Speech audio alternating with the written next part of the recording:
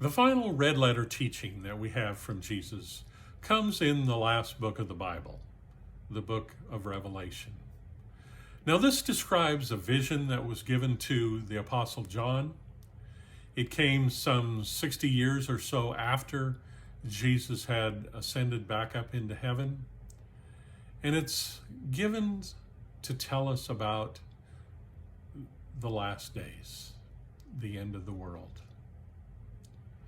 But before John gets into all of that, he gives a message that Jesus has for 7 churches in what is modern-day Turkey.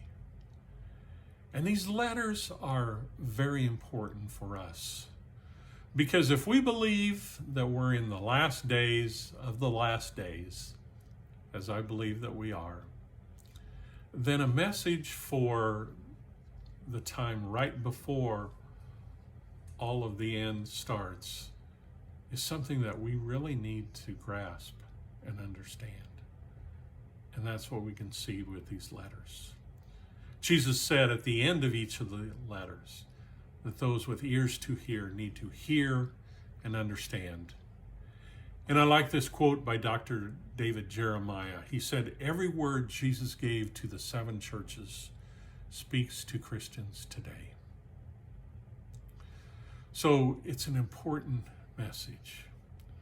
And the first thing Jesus is saying is that he is encouraging faithfulness and endurance. Some of these churches were going through a pretty tough time, and Jesus was just saying to them, hang on. The second point is that there's a call for repentance, which we can define as changing our inner selves, our old way of thinking, our sinful behavior, and then seek God's will.